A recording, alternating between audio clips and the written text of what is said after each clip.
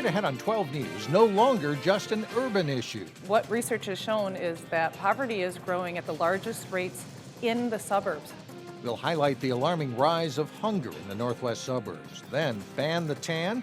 Lawmakers want to prevent teens from using tanning beds. But first, legislation that a Brooklyn Center lawmaker calls a no-brainer. The deaths are so preventable. 12 News starts right now. We'll have more on those stories in a moment, but first, a medical marijuana bill could be scrapped this legislative session. That's according to the bill's chief author. Right now, there's a stalemate between those in favor and those opposed.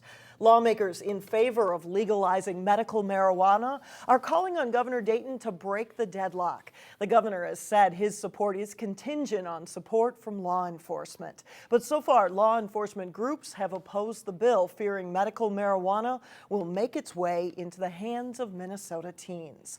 Representative Mike Freiberg of Golden Valley says he's disappointed over the lack of progress. 20 states allow the use of marijuana for medical purposes. A Senate bill that would allow first responders to administer a life-saving drug is one step closer to becoming law. A committee unanimously passed the bill on Monday night. The drug is called Narcan, and if given quickly enough to someone who has overdosed, it can reverse the effects of heroin. 12 News reporter Cassie Bonstrom spoke with the author of the bill, who says this is not just a legislative priority, but a personal one as well. When Senator Chris Eaton testified in front of a committee about her heroin antidote bill, it's really a simple fix. It's a no-brainer, and it could save lots of lives. She wasn't just speaking as a politician. She was also speaking as a grieving mother. It was too late. She did not come back. The bill would allow police officers and other emergency responders to give naloxone, also known as Narcan, to a person suspected of overdosing on heroin. Narcan reverses the effects of the drug, but it has to be administered quickly. Right now, only certain people like doctors and paramedics can give the drug, and they're often not the first ones on scene. I believe, number one, if when the police officer came on the scene, if they'd had Narcan, that she may be here today. In 2007, Eaton's daughter Ariel used heroin in the parking lot of a Brooklyn Center restaurant. She eventually got Narcan somewhere between 30 and 40 minutes after she overdosed. But it was too late. Ariel died. She was just 23 years old. I'd like to do something, if I could, to prevent other families from having to go through what I went through. Eaton can't change her daughter's ending, but she is confident that Narcan can save others, and she's not giving up until the bill is passed. I want something good to come out of it. I mean, because it's so senseless. It's such a senseless loss. There's an important other piece to this bill, and it's called the Good Samaritan Law. That would give immunity to anyone who calls 911 on behalf of a friend in an emergency. Senator Eaton says this is a crucial part to the Narcan bill because Narcan doesn't work if no one calls for help. Now, both of these items will move forward to another committee on Friday for consideration. Mike and Alex. All those in favor of the motion say aye. Aye. Aye. Opposed? Motion carries unanimously. Thank you. Supporters of a youth homeless shelter in Brooklyn Park are celebrating a significant step. On Monday night, the city's Economic Development Authority approved up to $800,000 for the project. The facility would provide shelter for as many as 10 youth. It's like we've got to invest in our kids. We've got to make a change. We're at a crossroads right now, and if we don't step forward, we're going to fall off the cliff, and I agree with that. It remains uncertain where the new shelter will be built. The city is also looking into whether building new or renovating an existing facility is the better option. Homelessness and hunger go hand in hand. While the economy has turned around for some, there are many Minnesotans still struggling to put food on the table. Many of those people live in the West Metro. Reporter Sonia Goins has more. Just double what you have there, and then I'll put it in my basket. Okay. Rosina Botch and her neighbor live in Golden Valley. Some dry pasta here. They both fell on hard times and now use the PRISM food shelf to get by. I lost my job, and so I need to come here and, have a few extra things to help me survive for the rest of the month. Rosina's neighbor didn't want to be identified, but says she's on disability. There just isn't enough money to reach the end of the month. Both have to be careful what they put on their shopping list. I got peanut butter. Because it has to last for a whole month. Strawberry jelly. They have to be creative Soup like this, I can make 2 meals out of. and make the most of what they have. So I'll eat half the thing and then I'll put it in the microwave for supper. There are times when they are anxious, wondering if they'll even make it to the end of the month. Ramen noodles would be something that I'd probably just have to, And I've done that. Oh yeah, that's what you look forward to. Now, Rosina and her friend's case are pretty common, but you might be surprised to find that the typical person that uses his food shelf actually has a job.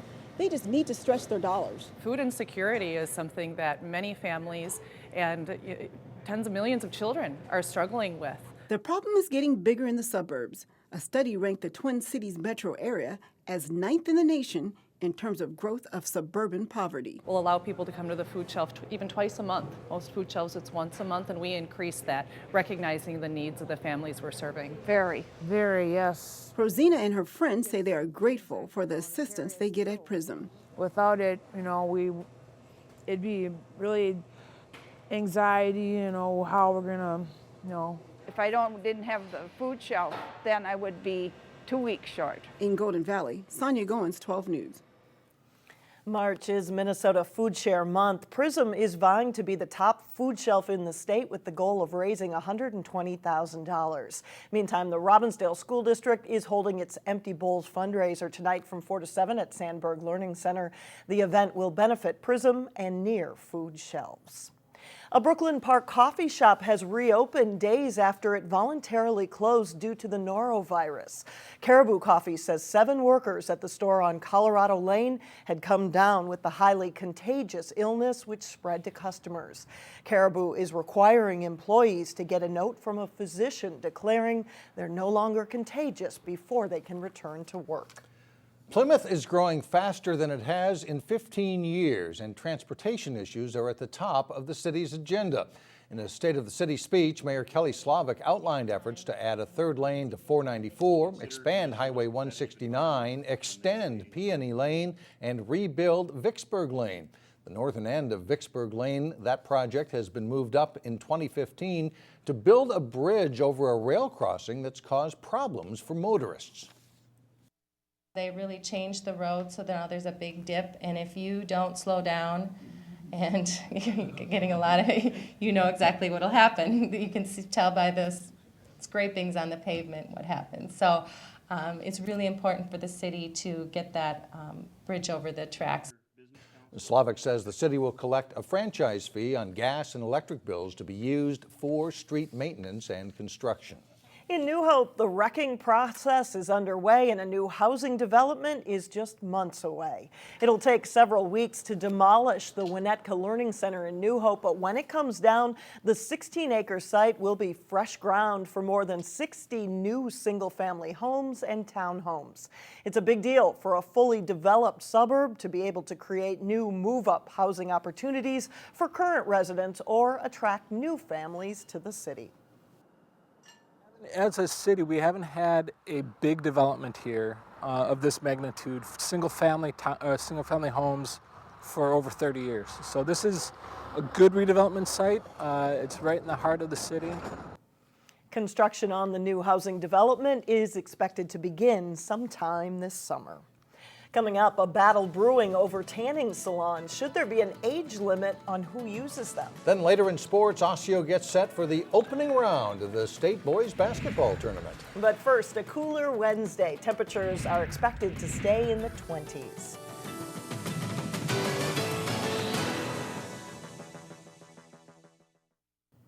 Should people under the age of 18 be allowed to use tanning equipment? It's a question state lawmakers will have to answer this session after a bill was introduced that would prohibit minors from using a tanning salon. In today's Health Check, Elaine Cleveland takes a closer look at the legislation. Tanning starts now. The thing is common sense and moderation, and that's where you got to go. And you're going to have the maximum benefit from the UV exposure and then minimize the risks. In a gloomy Minnesota winter where sunshine is in short supply, Always use protective UV eyewear. places like Totally Tan become popular destinations for people looking to add some color to their skin. I'm an employee, but I do go tanning here often. 16-year-old Ashlyn Anderson says she tans about once a week. Self-esteem issues we have, depression issues, seasonal affective issues. It'll help so much with our benefits. Like when we go to prom, we don't want to go there being all pasty. But if some state lawmakers get their way, the Minnesota Skin Cancer Prevention Act would make it illegal for her to use a tanning bed until she turns 18. It's just another right that they're trying to limit on us, you know? And parents are doing a great job already controlling the exposure that they have. The owner of Totally Tan agrees. To actually ban something is I think it's kind of a little ridiculous. It's important to have the children not tan because their skin is still in a developing state. But talk to dermatologists. I don't think a lot of them fully understand the implications of the tanning. And you get a sense of why some people in the medical community want the law passed. There's a misconception that when they get a base tan that they can protect themselves from the sun damage, but we all know that sun damage is a cumulative effect, so the more sun you get, the more chance of getting melanoma and other skin cancers in the future. My parents, they don't mind the fact that I tan. Back at Totally Tan, it's not a huge issue that we should be focusing on right now. They'll watch the legislation closely to see whether the proposed tanning ban becomes law. They shouldn't control what parents should do in the situation. For Health Check, Delaney Cleveland, 12 News. And if the legislature approves the bill, tanning salons that violate the law would be subject to fines ranging from $150 to $300.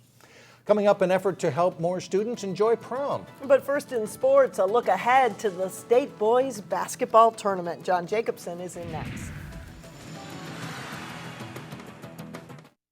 John Jacobson with sports. Big day for Osseo on Wednesday. It is. Osseo and Hopkins getting underway on Wednesday, and then Maranatha on Thursday, state tournament week. The state boys basketball tournament tips off a week earlier than usual this year on Wednesday. Osseo is back in the Class 4A tournament for the fourth time in 6 years. The Orioles are the number 4 seed for the tournament, and they face Shakopee in the quarterfinals.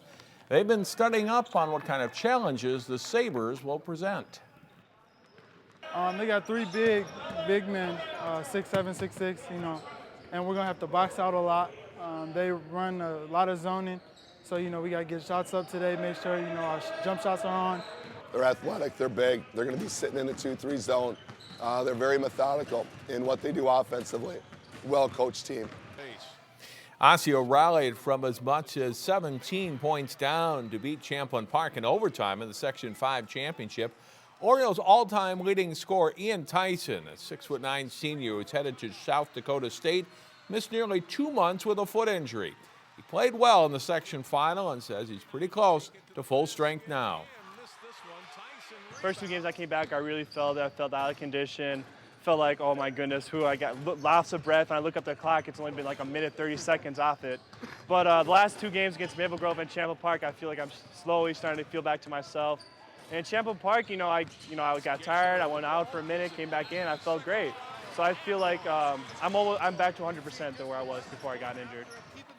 Osseo and Shakopee tip off Wednesday at noon at the Target Center. You can watch that game Thursday morning at 10 here on Channel 12. After missing out last season, the Hopkins boys basketball team is in the state tournament. It's the program's 9th trip to state since 2002. The Royals come into state with a 28-1 record. Their lone loss came to Apple Valley back in December. The Eagles were upset by Cretin-Durham Hall in their section final. It makes the Royals the clear number 1 seed. But they say it doesn't change their approach to this week.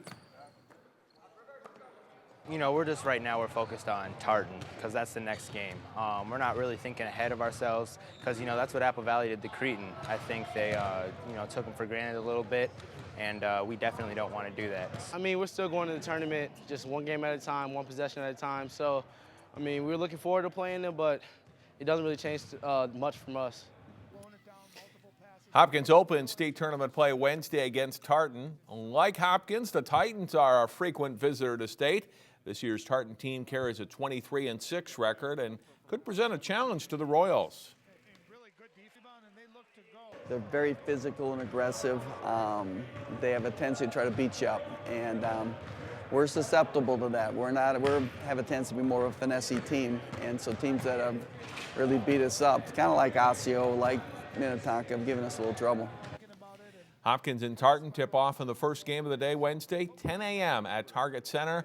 We'll have highlights from that game Wednesday starting at 4 here on 12 News. Both Hopkins and Osseo have landed a player on the Star Tribune's All-Metro first team. Osseo's Wheeler Baker averaged 22.9 points and 2.3 assists coming into the state tournament and shouldered more of the scoring load when Ian Tyson was injured. He signed to play Division I ball for Albany in New York. Hopkins sophomore Amir Coffey will be one of the state's top recruits in the class of 2016. The smooth 6'6" lefty averaged 15.1 points while shooting 54% from the floor. Amir's father, Richard Coffey, is a former Gophers forward, and his two sisters are playing D1 basketball. Maple Grove's girls basketball team plays Tuesday night in the Section 5 4A semifinals. On this week's Sports Jam show here on Channel 12, Jay Wilcox profiles Crimson senior Kaela Jones. Here's a clip from that story. Being a senior, first off, is just amazing, and it's a great feeling because it's like teaching younger girls because you're never in that position, but then also it's like all the like intense moments of the games, they come down to you, and I just love having that feeling of having like, oh, I need to make the last shot, or the girls are going to look for me to get the last play of the game. Jones open. While she was the prime offensive force for the Crimson, Jones, who followed her older sister Courtney in the Crimson program, brought so much more to the table than the ability to score. We've been playing together since 8th grade, and she's always the one making everybody laugh. She's always the one biggest leader on the court, and just watching her play, even like when she's in the game and I'm on the bench, it's just an entertainment to show. She's really a great teammate. I'm gonna miss her. Catch the rest of the Kaela Jones story and much more on Sports Jam. It's on through Wednesday at 3:30, 6:30, and 9:30 p.m. here on Channel 12. And that is a look at sports for today. All right, thanks, John. Thank you, John. Still ahead, making prom season memorable for all students. We'll show one way a Brooklyn Park organization is helping girls cut a pretty big cost. Prom season is here, and there's an effort to make sure the cost of a dress won't keep girls away from the big dance. Project Prom hopes to collect more than 500 dresses for teens. They're looking for gently used prom or bridesmaid dresses. It's a project Brooklyn Park Women of Today member Jenny Asaba began 5 years ago. What we've seen so often is that girls get so excited about prom, they buy these beautiful gowns, they wear them once, and then they're in the back of their closet. So it's really rewarding for them to be able to pull them out and give them to girls that can't afford one, and they get a beautiful gown. If you have one of those dresses in your closet, you can drop it off at Brooklyn Park City Hall, the HCMC Clinic on Zane, or Unity Hospital in Fridley. Good idea. Absolutely. That's it for now. Thanks so much for joining us, everyone. We'll see you back here tomorrow. Community Corner is coming up next.